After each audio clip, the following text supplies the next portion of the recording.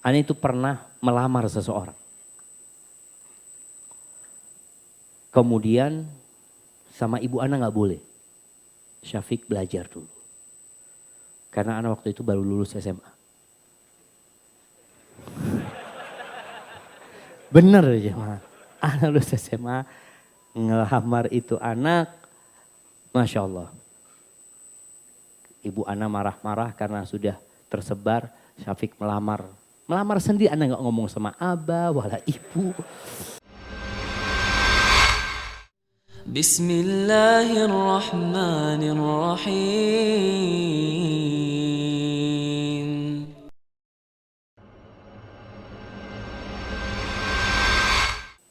Masya Allah. Ini pertanyaannya panjang semuanya ya. Izin bertanya Ustadz, anak ikhwan. Usia 26 tahun. Alhamdulillah saat ini ana siap untuk menikah. Namun ana bingung dalam memilih akhwat yang akan ana jadikan istri. Sebab ana pernah menyimpan rasa kepada teman ana semenjak masa kuliah. Namun teman ana semasa kuliah tersebut agamanya biasa saja. Bahkan masih jauh dari mengenal sunnah. Mohon nasihatnya Ustadz, apa ana maju dan menyatakan perasaan ini atau ana sirnakan saja perasaan ini dan memilih akhwat yang baik agamanya dan sudah mengenal sunnah. Sebab ana takut ketika ana jatuh cinta kepada akhwat yang belum mengenal sunnah, itu hanya sekedar nafsu belaka. Sebab saat jatuh cinta ana belum mengenal sunnah. Allahu Akbar. Wallahi jamaah benar kalau orang sudah jatuh cinta itu berat. Nabi SAW mengatakan lam yura lil mutahabaini mithlan nikah. Nggak pernah dilihat ya orang yang saling mencintai yang kemudian menyempurnakan cintanya itu dengan menikah. Tapi gimana perempuan ini belum kenal sunnah. Jauh pendidikan agamanya. Maka abaikan aja cinta itu. Antum cari perempuan lain. Gak bisa Ustaz. Antum tahu yang namanya Majnun Laila. Majnun Laila itu dikatakan orang gilanya karena cinta sama Laila. Dan dia gak mau dikatakan gila. Ada orang gila mau dikatakan gila? Nggak ada. Ini mabuk cinta. Dia itu kalau lewat perkampungannya Laila, dia ciumin tembok-tembok itu jawab. Uqabbilu dzal jidara wa dzal jidara wa mahabbul jidar syaghafna qalbi. Aku mencium tembok yang ini dan tembok yang itu, jangan dibilang gila ana lo. Ana itu enggak cinta sama tembok. Tapi hubbu man sakanat diyar. Ana cinta dengan yang pernah tinggal di tembok-tembok ini jemaah. Oh gila memang orangnya. Ya itu Majnun jemaah. Tapi enggak mau dikatakan gila dia jemaah. Supaya kalau sudah cinta kayak gitu, maka ana lihat antum sepertinya enggak, antum hanya punya rasa. Punya rasa, belum sampai tingkatan Majnun. Dan rasa itu bisa hilang ketika antum mengabaikan. Yang jadi masalah, antum punya rasa, antum jadi follower dia di Instagram. Bener, kepingin lihat lagi ngapain dia hari ini ya Masya Allah. Enggak, antum benar-benar hilangkan. Sehingga cinta itu benar-benar hilang nanti aja. Bisa? Mungkin. Jangan dikatakan nggak bisa hilang jamaah. Dan orang-orang sudah membuktikan. Ini yang ada di sini apakah semua menikah dengan orang yang mereka cintai? Enggak. Hanya saja kalau ketemu dengan orang yang pernah dia cintai, kadang-kala dia kikuk. Ya Allah, jadi istrinya fulan dia, Masya Allah. Nggak apa-apa dia jadi istrinya fulan. Karena cinta itu tidak harus memiliki. Jadi biar dia jadi istrinya orang jamaah dan alhamdulillah mudah-mudahan disinilah usahakan antum mencintai seseorang karena Allah Azza wa Jalla. Kalau tadi dikatakan antum mencintai dia karena dia cantik mungkin, karena dia ya macam-macam. Tapi berusaha untuk mencari perempuan yang agamanya baik. Jangan katakan Ustadz, ana siap untuk memperbaiki istri ana Ustadz. Siap gimana? Antum siap nggak meninggalkan rumah? Bikin pesantren 1 tahun sama istri? Enggak, antum cuma kumpul sama istri. Kita nih para laki-laki, berapa jam kumpul sama istri jemaah? Sebentar loh jemaah. Maka nasihat ana buat yang menikah dengan perempuan yang belum soleha, yang agamanya masih kurang, jangan ditinggal istrinya. Karena ada yang dia kerja di Batam, umpamanya kerja di mana, istrinya belum benar loh antum tinggal dia. Maka perbaiki istrinya ini. Dengan cara apa? Ya bismillah. Antum tiap hari berangkat kajian sama dia, duduk sama dia, ngaji sama dia, sampai dia menjadi perempuan yang soleha. Insya Allah. Wallahi jamaah ada, nggak bisa dipungkirin. Ada kisah perempuan di Swiss. Mu'allaf dia nih jamaah. Lakinya ini nikahin dia ya karena nafsu lah. Tapi dia nggak mau, tetap dia minta istrinya masuk Islam. Masuk Islam istrinya.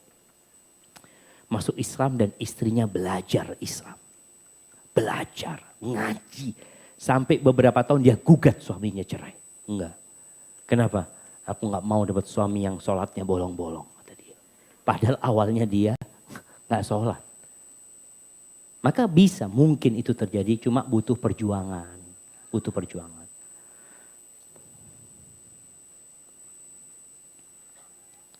Sikap saya sebagai istri dalam menghadapi suami yang tidak mau sholat berjamaah di masjid dan sering pulang sampai pagi tanpa tahu alasan apa yang dikerjakan. Mohon penjelasannya Ustaz. Subhanallah jamaah. Mungkin suaminya sholat tahajud di masjid. Nurul Iman sampai pagi. La haula wa la quwata illa billah. Apa sikap istri? Iya. Istri perlu memberikan nasihat kepada suaminya. Karena ingat tujuan pernikahan adalah sebenarnya mendekatkan diri kepada Allah Azza wa Jalla. Maka jadikan pasangan hidup kita kawan kita menuju surga Allah Azza wa Jalla. Allah mengatakan watawasau bil haq watawasau bis sabr. Berikan nasihat kepada suaminya. Tapi tolong istri kalau ngasih nasihat suami ini jangan seperti guru ngasih nasihat muridnya. Suaminya pulang pagi, jangan kasih nasihat waktu itu, nggak masuk. Maka biarkan dia ngantuk, dia mau tidur, udah biarinlah. Tapi nanti ketika makan siang atau sore hari, sampaikan bang, ada sesuatu yang ingin aku sampaikan bang. Apa kata dia? Aku kepingin kita ziarah kubur ya bang. Nggak apa-apa jemaah, ziarah kubur, ajak nih suaminya ziarah kubur. Biar ingat sama mati dia. Datang ke sana ke kuburan, nih bang, ini kuburnya bapaknya abang nih, mati di sini. Ini pamannya abang mati di sini. Nih bang lihat bang, kita bentar lagi nyusul mereka bang. Supaya ingat dengan kematian. Wallahi jamaah ada orang-orang yang jauh dari akhirat karena memang lingkungan dia adalah dunia. Di kantor ketemu sama sahibnya bicara tentang dunia, mobil, motor, apalah. Nanti sampai ke teman yang selanjutnya juga urusan dunia, urusan perempuan yang dibicarakan. Maka perlu mengajak suami. Datang ke kuburan. Kemudian dari sana mau malam-malam ngomong sama suami, bang kita makan malam yuk di luar yuk, kata dia. Ya bismillah, mungkin suami mau kalau dia makan malam. Berangkat bang yuk, tapi berangkat sebelum maghrib bang, kita sholat di Nurul Iman, sholat maghribnya. Diajak. Jadi kadangkala ada orang itu yang dipaksa untuk dapat hidayah. Tapi istri kan nggak bisa dia dengan menyuruh ya. Tapi dia lebih kepada memohon kepada suaminya. Semoga suaminya dapat hidayah. Mohon pencerahannya. Mengenai perkataan ulama salaf, yakni penyakit cinta adalah getaran hati yang kosong dari segala sesuatu selain apa yang dia cintai dan dipujanya. Apakah kalian ini berkaitan dengan surat Al-Qasas ayat 10? Al-Qasas ayat 10 ini ceritanya Nabi Musa. Fa asbaha fuadu ummi Musa farigha. Hatinya ibunya Nabi Musa itu jadi kosong jemaah. Kecuali dari menyebut Nabi Musa. Nah, apakah terapi penyakit al-isyik buat kami yang sudah menikah dan para bujang? Masya Allah. Jadi kalau bicara cinta itu jamaah, iya, cinta itu bertingkat-tingkat, nggak satu tingkatan. Dan cinta yang utama adalah cinta kepada Allah Azza wa Jalla. Sehingga antum sadar kenapa Bilal bin Rabah ketika disiksa, siapa yang dia sebut namanya? Ahadun, ahad. Ahadun, gak ada yang lain kecuali Allah di hatinya. Bilal bin Rabah radhiyallahu ta'ala anhu. Tapi ada cinta kepada manusia yang ya cinta itu dia tidak menguasai semua hatinya. Nabi Ibrahim alaihissalam menunggu anak selama 86 tahun. Dikasih anak, sebagian cintanya ada kepada Ismail. Maka Allah kasih ujian buat Nabi Ibrahim. Apa ujiannya? Letakkan anakmu di Mekah. Engkau tetap di Palestina. Itu ujian cinta. Kemudian setelah anaknya remaja, ada cinta ayah kepada anaknya. Maka Allah perintahkan kepada Nabi Ibrahim, sembelih anakmu. Itu untuk membuktikan cinta Nabi Ibrahim kepada Allah Azza wa Jalla. Apa yang dilakukan Nabi Ibrahim? Disembelih Nabi Ismail. Disembelih. Untuk buktikan. Apa kata Allah? Qad saddaqta ru'ya. Udah selesai. Ujianmu udah lulus engkau. Engkau sudah lakukan apa yang diberitakan. Artinya memang kecintaan yang utama kepada Allah Azza wa Jalla. Yang membuat kita lebih mencintai Allah daripada segala sesuatu. Adapun mencintai makhluk Allah, hendaklah kita mencintai mereka karena Allah Azza wa Jalla. Cinta kepada istri karena bukan karena dia istri kita aja, tapi karena dia rajin sholat malam. Jadi ada nilai plus dalam kecintaan kita. Adapun penyakit isyik. Ya kalau bicara terapi penyakit isyik ini, awal mulanya itu dari mata turun ke hati. Makanya kenapa Nabi SAW mengatakan kalau kau melihat sesuatu palingkan. Palingkan. Karena kalau nggak dipalingkan itu akan menjadi penyakit. Yang kata Nabi SAW, an-nadhratu sahmun min sihami iblis masmuma.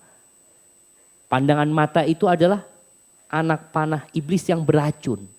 Oh kalau beracun antum dikit aja cuil di sini, satu badan menggigil jamaah. Dan itu penyakit isyik nantinya. Maka terapinya tundukkan pandangan, hindarin tempat-tempat yang membuat cinta antum itu tumbuh kepada dia. Hindarin. Karena ada orang yang kalau sudah kena penyakit isyik jamaah, dia siap murtad demi cinta dia. Na'udzubillah min dzalik jamaah. Itu dia cuma pokoknya anak mau sama perempuan ini. Kisah muadzin ya. Jatuh cinta gara-gara ngelihat tetangganya yang Nasrani. Kemudian dia mau menikah asalkan dia pindah agama, naik ke tangga rumahnya jatuh mati. Dalam kondisi murtad. Na'udzubillah. Nah.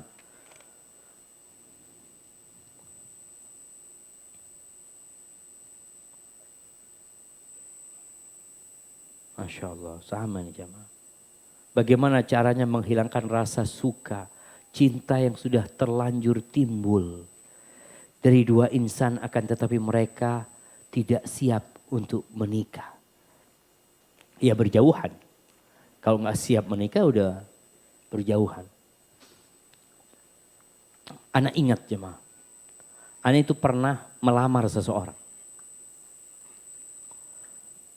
Kemudian sama ibu anak nggak boleh. Syafiq belajar dulu. Karena anak waktu itu baru lulus SMA. Bener jemaah. Anak lulus SMA ngelamar itu anak. Masya Allah. Ibu anak marah-marah karena sudah tersebar. Syafiq melamar. Melamar sendiri, anak nggak ngomong sama abah, wala ibu.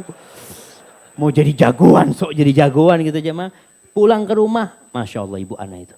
Ditutup pintu kamar, anak masih ingat, anak duduk di atas ranjang, ibu anak di atas ranjang. Ibu anak ngasih nasihat, anak ini itu ya Allah.